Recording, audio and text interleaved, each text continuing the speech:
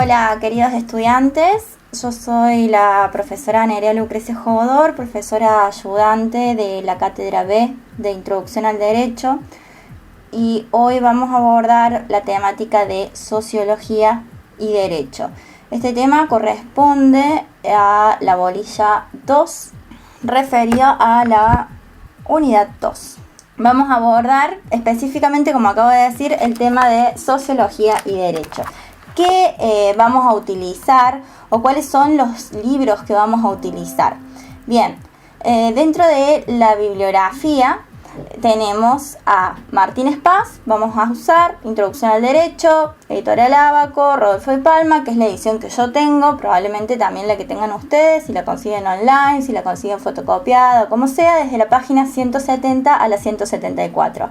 Vamos a utilizar un capítulo del libro obligatorio de cátedra, que es este, ¿sí? Que se llama Propuestas Metodológicas, ¿sí? Este libro es bastante interesante y vamos a utilizar específicamente aquel capítulo que refiere a sociología jurídica, ¿sí? Que está en la página 69 al 81. Y por último vamos a utilizar un librito bastante interesante y de reciente edición, que es el libro del doctor Guillermo Ley Griguet, que lo pueden encontrar también en las cercanías de la facultad, en la cual se recogen distintas propuestas de investigación sobre la metodología jurídica.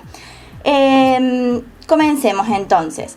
Nosotros sabemos de alguna manera que el positivismo es una corriente de pensamiento que surge a partir del siglo XIX, más específicamente en lo que es la corriente del racionalismo. Esta corriente racionalista viene a invadir en las ciencias, no solo en las ciencias naturales de donde surge, sino también en las ciencias sociales, exigiéndole de alguna manera a las ciencias humanas, en aquel momento aún gestadas dentro de lo que era la filosofía en general como ciencia, ¿sí? Que adopten un determinado método, ¿sí? Este método que les pide que adopte tiene que ser un método, van a decir ellos, objetivo. Quiere decir que exista distanciamiento entre el objeto a estudiar y quien estudia, que es el investigador o la investigadora, y a su vez que exista comprobación científica, es decir, que existe una serie de procesos lógicos que se derivan uno de otros para efectivamente comprender que hay una hipótesis que es comprobable. Es decir, si yo digo que todos los patos son negros, entonces debo comprobar que efectivamente todos los patos son negros. ¿Qué pasaba cuando yo comprobaba científicamente que todos los patos eran negros?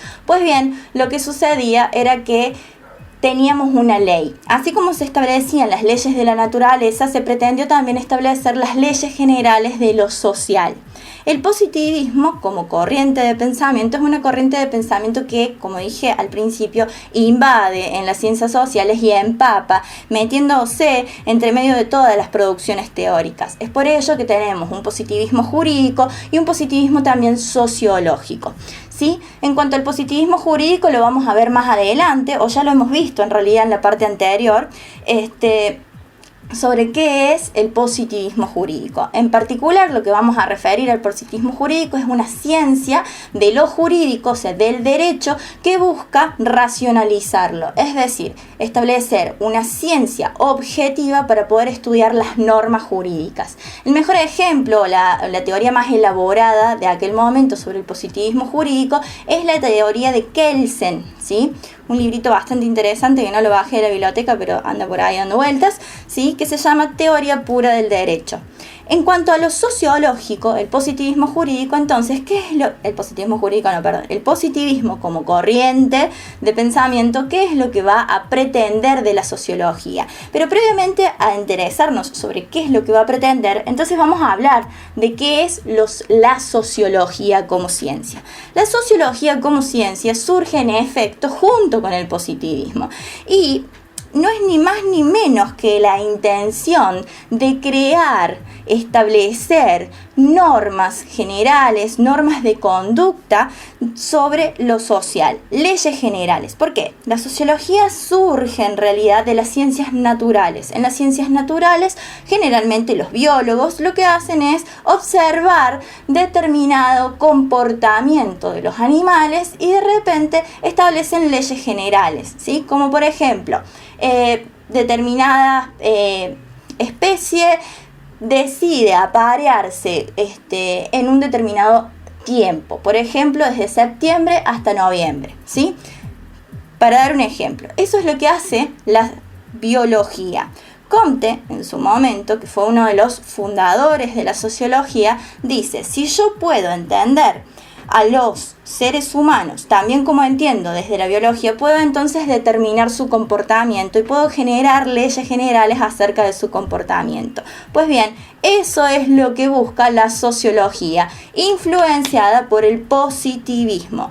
Establece un método, como bien dice ahí la diapositiva, establece un método, establece una sociedad, o sea, establece un concepto de sociedad, establece y trae de las ciencias naturales ese método y dice, yo voy a estudiar hechos sociales, voy a estudiar fenómenos sociales, voy a estudiar comportamiento humano, el desarrollo de las sociedades según los hechos que puedo ver, controlar, describir y establecer leyes generales sobre ellos. Por ejemplo, si yo digo que generalmente las personas protestan porque no tienen un buen salario, entonces podría determinar como una ley general de la sociedad que en efecto todas las personas cuando tienen un mal salario van a protestar. Pero eso no es real, ¿sí? Fíjense que no se puede generalizar y establecer leyes generales. Es una de las primeras críticas que se le hace al positivismo sociológico como positivismo, como estructura de pensamiento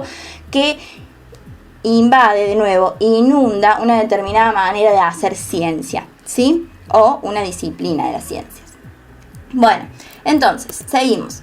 En la próxima diapositiva, entonces dice, la ciencia positiva es una ciencia positiva de la sociedad que va a abordar diferentes problemas. ¿Cuáles van a ser esos problemas? Los problemas son de carácter ético, los problemas pueden ser de carácter religioso, de carácter político, de carácter económico o de carácter moral, ¿sí? Puede ser cualquier tipo de problema social, ¿sí? Se convierte en un objeto de la sociología. Nos interesa conocer cómo, por ejemplo, o por qué, como en su momento se lo preguntaba Durkheim, que es otro de los fundadores de la sociología, por qué de repente hay tantos suicidios en Francia. Y entonces hacer un estudio acerca de por qué, cuáles son las causas que determinan de alguna manera que los jóvenes en Francia se suicidaran, ¿sí? En un determinado tiempo, ¿está? Entonces, cuando hablamos de la sociología en relación al derecho, y esto ya lo vimos cuando vimos modelos jurídicos multidimensionales,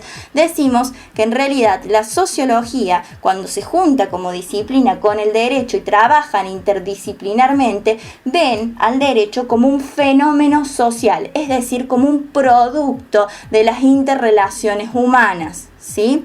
Entonces, vimos este concepto de derecho como fenómeno social y ahora desde ahí vamos a ver cuál es la diferencia entre este positivismo jurídico del que estábamos hablando en capítulos anteriores, en momentos anteriores de la materia, y este positivismo sociológico, ¿sí? Ahí hay un error en la diapositiva, pero ya lo vamos a modificar, ¿sí? El positivismo jurídico lo que hace es poner el eje en el sistema normativo y el positivismo sociológico lo que hace es poner el eje en lo social, es decir, pone la mirada o agarra los lentes, ¿sí? Que implican la epistemología, la ontología y la metodología de una ciencia, se los pone y dice, señores, yo quiero ver los datos ofrecidos por la realidad, o sea, por las interrelaciones humanas y no las normas contenidas idealmente adentro de un sistema jurídico, ¿sí?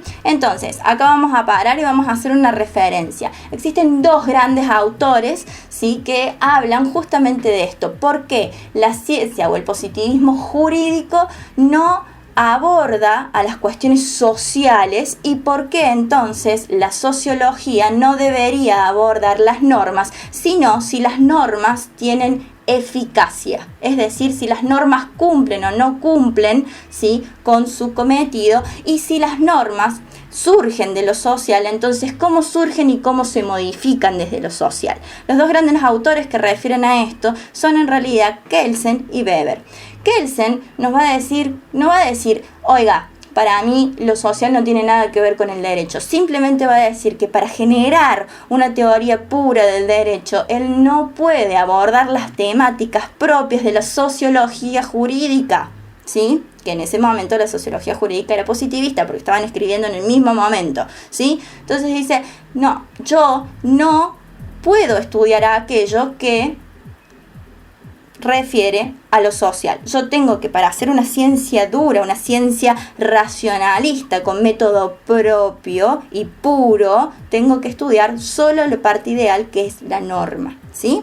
Bien, Weber va a decir, sí, eso es real. Sin embargo, existe poder, existe derecho y todas las acciones del ser humano tienen sentido y en efecto producen cosas, entre ellas efectos jurídicos. Por ende, yo lo que tengo que buscar es cómo a través del comportamiento y los sentidos de la acción social se va generando el derecho y la obligatoriedad de las normas, ¿sí? Por eso es que en el positivismo sociológico lo que hacemos es poner el eje en lo social y en el positivismo jurídico ponemos el eje en el sistema normativo.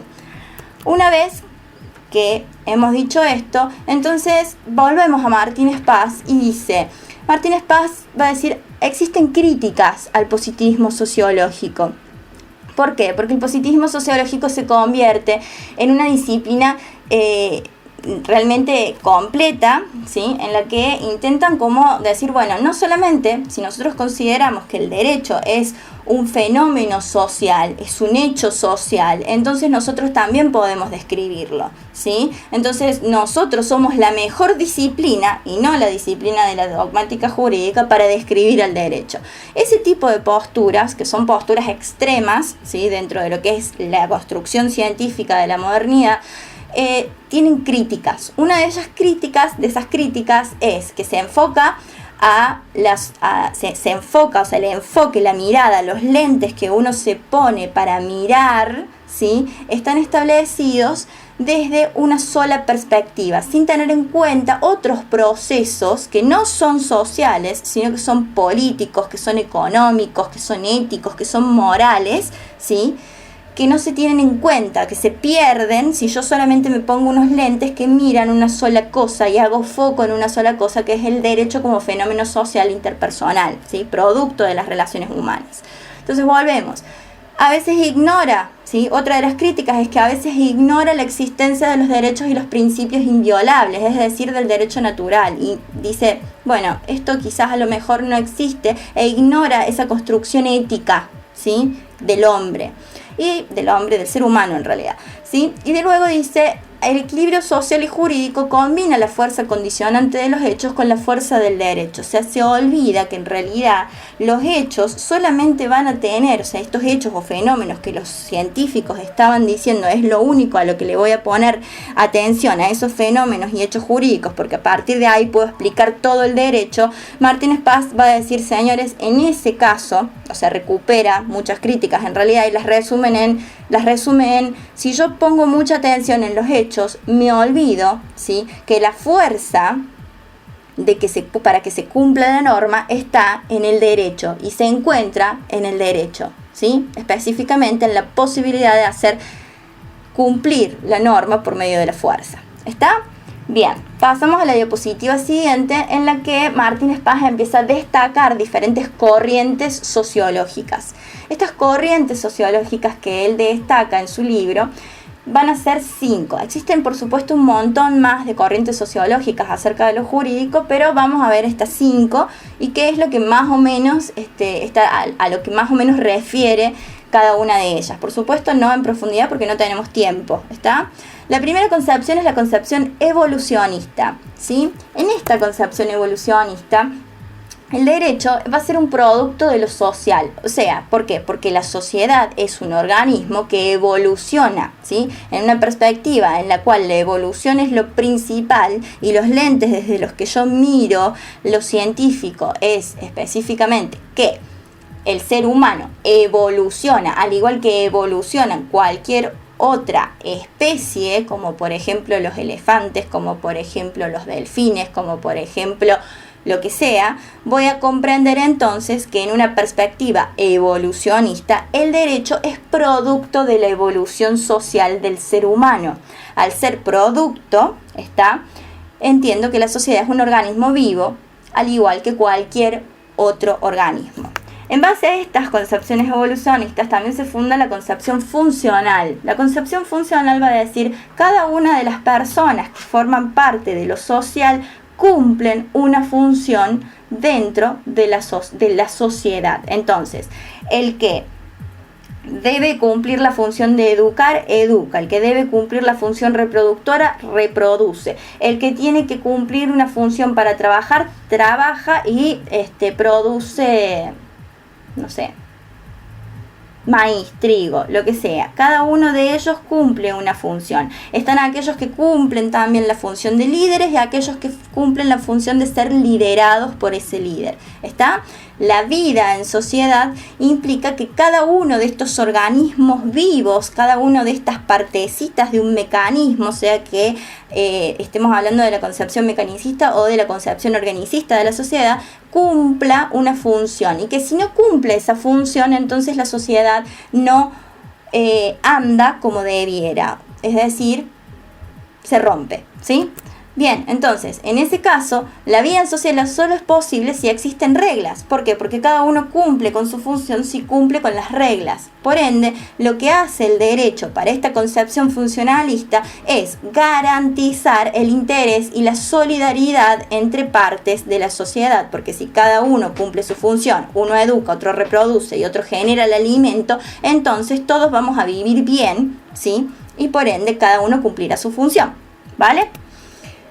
Producción espontánea del derecho. Acá ya vamos a otro tipo de posturas desde la sociología en la que dice, no señores, acá la producción de la sociedad se da de manera espontánea entre las relaciones de los seres humanos. Acá las personas cumplen funciones, sí cumplen funciones, pero en realidad es un poco más light la cuestión. No es que todos tienen asignada una cuestión, sino que hay algo de dejo, de autonomía de la voluntad al sujeto. Entonces, para estas producciones espontáneas, el derecho va a ser efecto o producto de fuerzas sociales y no un mandato de quienes detentan el poder y la soberanía. Entonces, acá lo que hay en realidad es tensiones entre grupos, entre colectivos, ¿sí?, de personas que van luchando por sus propios derechos, ¿sí? Y se les reconoce, como de nuevo digo, se les reconoce un cierto dejo de autonomía de voluntad, ¿sí? Que lo hace espontáneo. ¿Por qué? Porque dice,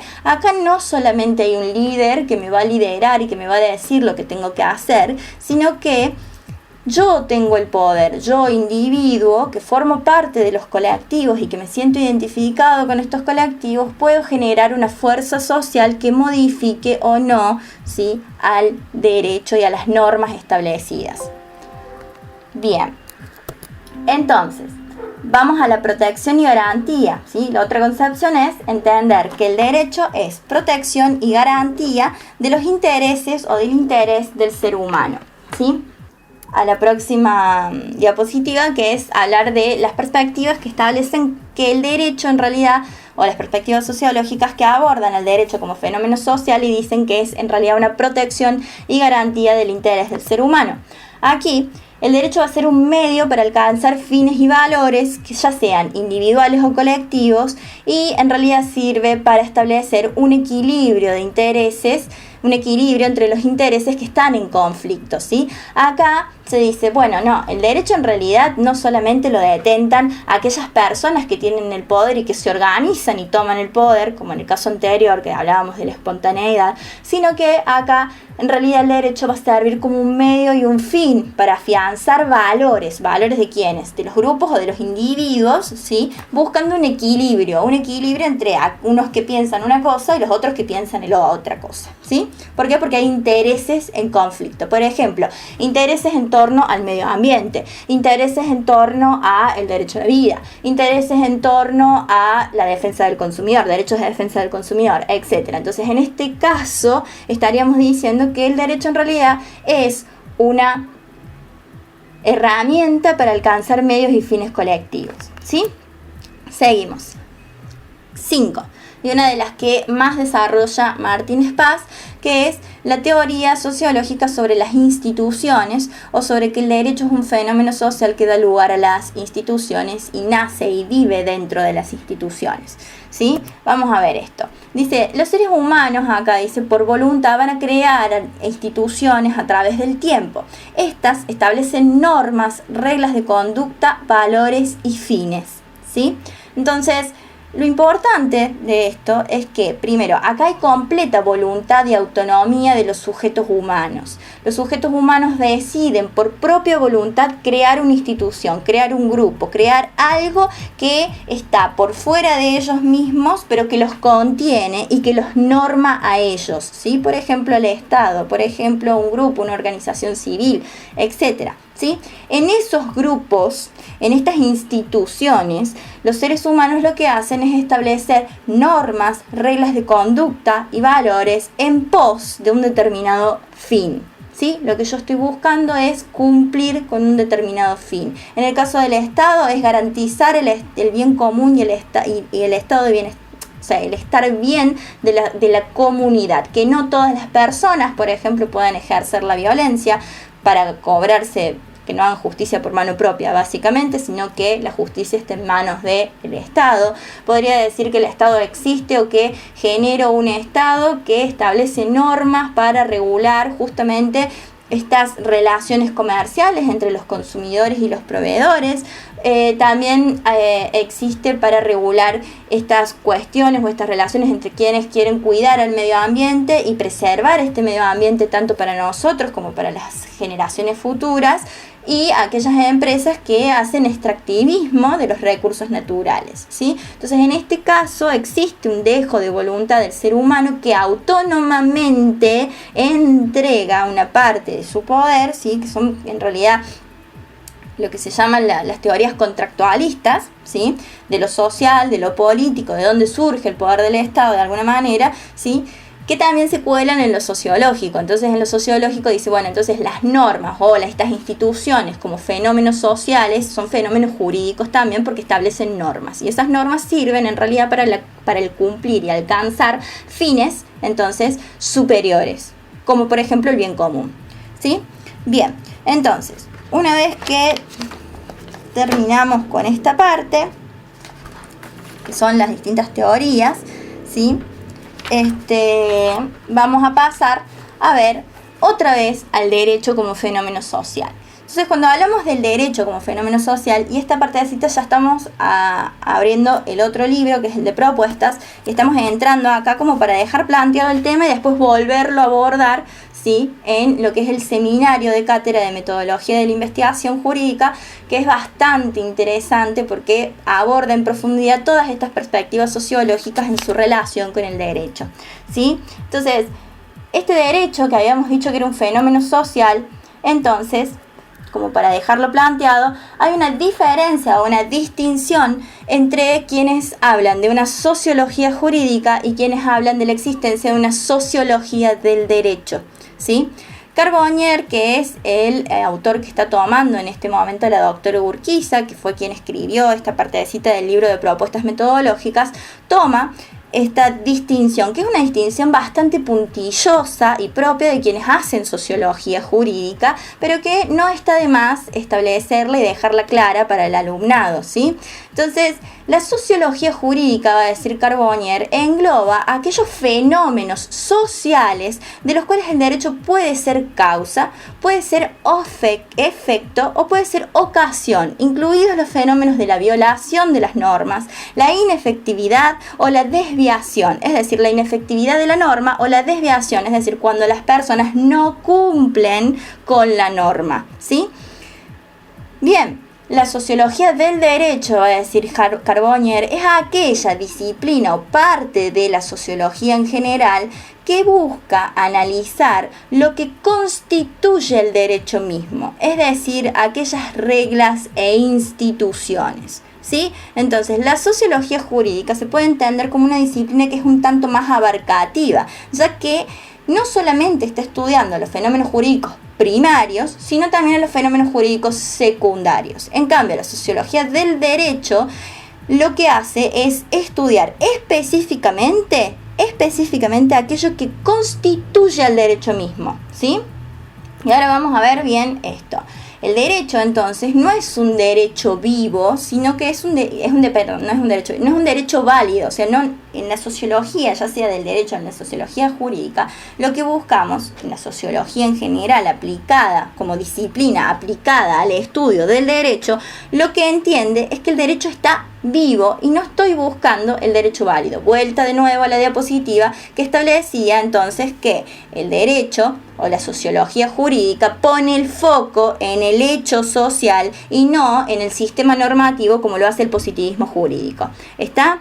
Entonces, lo que está estableciendo, lo que pretende la sociología es establecer una ciencia del derecho válido y una sociología del derecho eficaz. Hay una distinción ahí. La ciencia del derecho válido va a ser la ciencia positiva jurídica, ¿sí? Y la sociología jurídica es aquella que se fija en la eficacia, es decir, si hemos cumplido o no, ¿sí?, con los objetivos que nos ponemos al momento de crear las normas. Esa norma cumple con sus objetivos, efectivamente genera la conducta que pretende, ¿sí? Ahí vamos.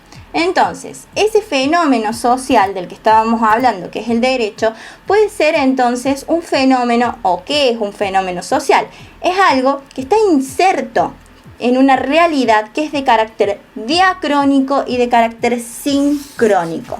Cuando yo digo que es diacrónico, quiere decir que evoluciona a lo largo de la historia. Por ejemplo, hablemos de un fenómeno harto estudiado tanto por sociólogos como por la gente del derecho, como por la gente de la ética y demás. Vamos a hablar del derecho del trabajo. El derecho del trabajo es un derecho que evolucionó con el correr del tiempo, comenzando, ¿sí?, muy lejos en la historia de la humanidad y que hasta el día de hoy tiene modificaciones. Entonces, esa es la diacronía. Imagínense que esto es un rulito que se va dando de manera horizontal en una línea del tiempo y que va evolucionando la problemática, ¿sí? Si incluimos a las mujeres en el trabajo o no, si consideramos que las actividades artísticas son un trabajo o no, como pasaba en la Edad Media, si consideramos, por ejemplo, que existe la necesidad de asegurar o no asegurar a los trabajadores mientras van o no van al trabajo, cuáles son los derechos del trabajador, cuál es la franja horaria en la que tiene que trabajar para que sea un trabajo salubre, cuántas horas debe trabajar un trabajador, ¿sí? O se puede realizar la labor del trabajo, ¿sí? Todas estas construcciones son construcciones sociales que son un fenómeno social, porque el fenómeno del trabajo es un fenómeno que se va dando con la misma sociedad y la misma evolución de la sociedad a lo largo del tiempo. ¿Está? Eso significa que es un fenómeno social inserto en una realidad de carácter diacrónica, ¿sí? El problema que nosotros estamos analizando se va a evolucionar en el tiempo. ¿Está? Cuando yo digo que es sincrónico, que el fenómeno social, además de que está inserto en una realidad que es diacrónica, o sea, histórica, ¿sí?, también digo que es sincrónico. Entonces, al rulo que veníamos haciendo así de manera horizontal, ahora lo convertimos en forma vertical y estamos viendo que nos paramos acá, dice, son fenómenos. La definición de sincronía significa que son fenómenos, son circunstancias, son hechos, ¿sí?, que se están dando de la misma manera en diferentes lugares del mundo, ¿sí?, pero sincronizados. Es decir, imagínense que hay bailarinas que bailan perfectamente bien y que todas realizan el mismo movimiento en el mismo segundo. Eso es lo que significa sincronía. Y existen fenómenos sociales que son sincrónicos. Por ejemplo, las grandes cruzadas en internet actuales son sincrónicas. Cuando dicen a las 11 de la noche vamos a poner el hashtag, por ejemplo, Me Too, ¿sí?, que fue un movimiento sincrónico. Salió un determinado día, todas las personas pusieron el Me Too, contaron una experiencia, ¿sí?, de abuso sexual, por ejemplo, y buscaron generar algo. Eso es un fenómeno social que se puede entender también como un fenómeno jurídico. ¿Por qué? Porque estoy buscando la modificación o la concientización sobre la ineficacia de determinadas normas, ¿sí? Como por ejemplo la no discriminación, la no violación o la preservación de la seguridad sobre el propio cuerpo, ¿sí? Porque uno no tiene seguridad sobre el propio cuerpo si efectivamente me pueden violar o me pueden abusar o lo que sea, ¿está? Bien, entonces estos fenómenos jurídicos pueden ser, y ahí vamos de nuevo a la distinción que habíamos hecho antes, pueden ser fenómenos jurídicos primarios o pueden ser fenómenos jurídicos secundarios, ¿sí?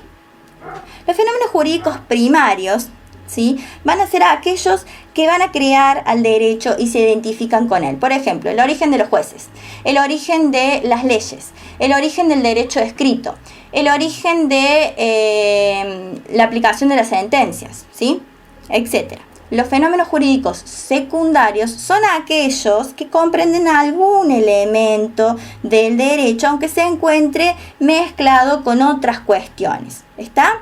Por ejemplo, un fenómeno jurídico secundario vendría de la familia, vendría de las relaciones que se dan interpersonales o las distintas concepciones de familia que al día de hoy tenemos. O sea, nosotros comenzamos en el derecho teniendo una concepción de familia heteronormada y ahora tenemos concepciones de familias que son muy diversas, ¿sí? Se puede hasta incluso considerar familia personas que conviven en un mismo hogar sin siquiera tener una relación afectiva, ¿sí?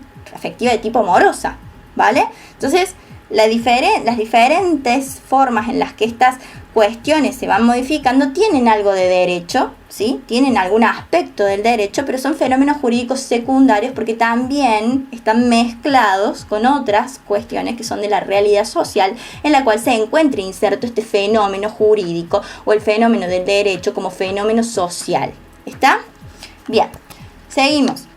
Entonces, ahora entramos al tercer y último texto y ahí dejamos ya planteadas las cuestiones principales de la sociología jurídica para que sean abordadas después en el seminario, ¿sí? Entonces, Lista y Begala, en el año 2016, ambos sendos profesores de nuestra casa, van a señalar y dicen, hay una relación muy importante, o sea, si estamos hablando de la sociología jurídica como una disciplina que trabaja conjuntamente con el derecho y que sirve como metodología para estudiar al derecho, entonces tenemos que plantear una relación entre la epistemología, la teoría y el método. Entonces acá vamos a ver, epistemología, ¿qué es la epistemología? Más allá de que lo busquen en el diccionario de después, ¿qué es epistemología? Básicamente es la forma de ver el mundo que adopta un científico o que adopta una científica. Son aquellos lentes, como estuve haciendo constantemente, porque lo hago siempre constantemente, es esto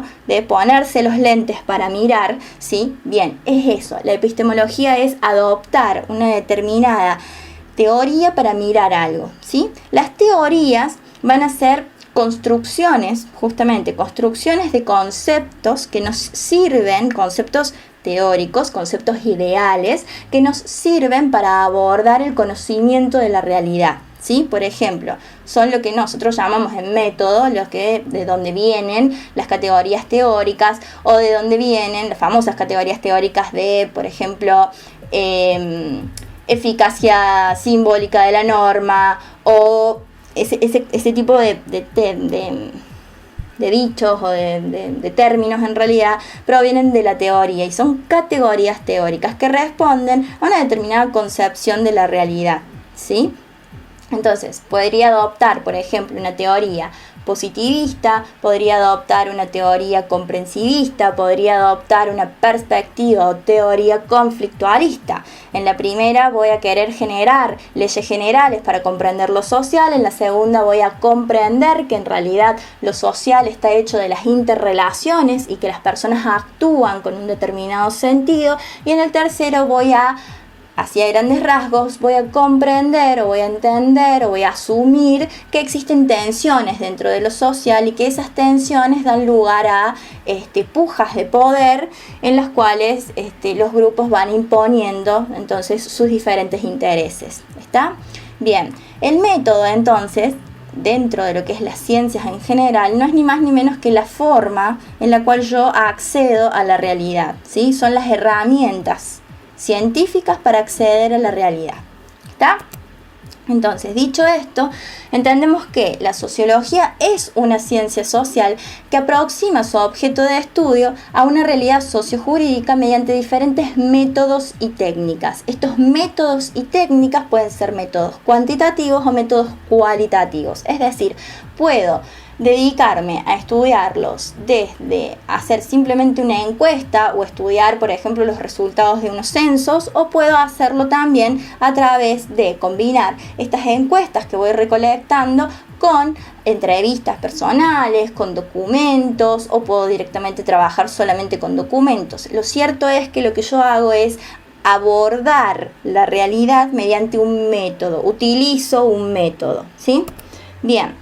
Esos métodos se van a corresponder y se van a combinar a partir de los modelos teóricos. ¿Por qué? Porque esto ya tiene que ver con metodología de la investigación.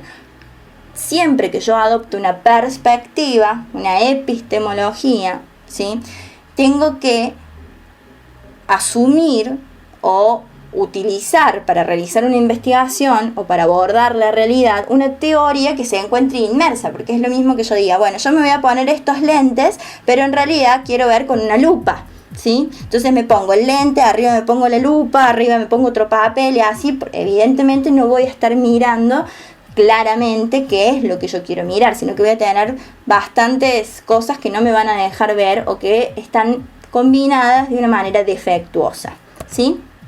Bien, ese conjunto de métodos son métodos sociológicos.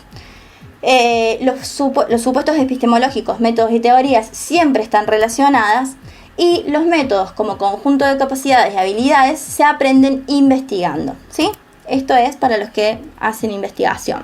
Esta relación entonces entre epistemología, teoría y método se puede graficar en las tres grandes perspectivas de las ciencias sociales, y ahí tenemos, si se fijan, tenemos la perspectiva positivista, la perspectiva comprensivista o interpretativa y la perspectiva crítica, ¿sí? Y dentro de ellas yo ahí les puse, teorías, algunas teorías o algunas herramientas metodológicas que se utilizan dentro de cada una de estas perspectivas para abordar la realidad. Entonces al derecho se lo puede ver desde una perspectiva, o sea, desde, si yo digo que estoy trabajando desde la interdisciplinariedad, como es lo que plantea Martínez Paz en su libro, a través del modelo jurídico multidimensional, puedo llamarla a mi compañera sociología jurídica, sociología del derecho o sociología y decirle, vení, aportame acá al estudio de un determinado fenómeno social que también es un fenómeno jurídico. Y necesito que de este fenómeno jurídico entonces me busques determinada cosa. Esta sociología jurídica va a decir entonces, bueno, yo puedo estudiar este fenómeno social que vos me estás proponiendo que compartamos y que estudiemos juntos, ¿sí? Desde una mirada positivista, la puedo ver desde una mirada comprensivista o interpretativa y desde una mirada crítica, ¿sí? Si lo busco desde lo positivista, los mejores ejemplos de estudios hechos al efecto son los de Durkheim, de nuevo, sobre el cumplimiento de las reglas, o por ejemplo los de Durkheim sobre el suicidio, por qué la gente se suicida. En cuanto al comprensivismo e interpretativismo, tenemos los de Weber, ¿sí?, que estudió sobre el poder, sobre la legitimidad del poder político, sobre la legitimidad de las instituciones, estudió, por ejemplo, sobre la legitimidad o no del derecho a la propiedad. También tenemos, por ejemplo, la etnometodología, la fenomenología, el interaccionismo simbólico, que estos tienen algo que ver más bien con la antropología también, y estudian, o sea, el por qué entonces el derecho sirve para que los hombres o los seres humanos en realidad puedan cumplir con sus fines existenciales, ¿sí? Cómo ese derecho empieza a tener una perspectiva ética también, y cómo se genera esa perspectiva ética. Se genera a través de la costumbre, a través de la cultura, y la cultura no es ni más ni menos que entender que el sujeto es un sujeto racional, y que tiene libertad. Entonces, si tiene libertad, tiene racionalidad, su acción también tiene un sentido, y si su acción tiene un sentido, entonces también su acto de habla tiene un sentido, y todo se construye a partir del lenguaje, ¿sí? Por ejemplo, y se va traspasando de generación en generación. Esto a grandes rasgos del comprensivismo y el interpretativismo relacionado. Después, lo que es la perspectiva crítica, ¿sí? Va a decir, bueno, yo creo que acá en realidad existen tensiones entre grupos que tienen poder y que tienen intereses, ¿sí? A grandes rasgos. Y tenemos el marxismo, después el marxismo renovado con la Escuela de Frankfurt y tenemos también teorías postmarxistas, ¿por qué no? Acá la teoría es praxis, o sea, no solamente hay que decirlo, estudiarlo, sino también hacerlo. Para las perspectivas críticas, generalmente el derecho o ven al fenómeno jurídico o al derecho en sí como una herramienta que utilizan los grupos que detentan el poder. Entonces, de alguna manera, el derecho también es una herramienta para derrocar a ese poder, ¿sí? Bien, y se hace una modificación social mediante la acción. Creo que acá terminamos y, bueno, están planteadas las bases para abordar ya en el seminario. Muchas gracias y nos vemos.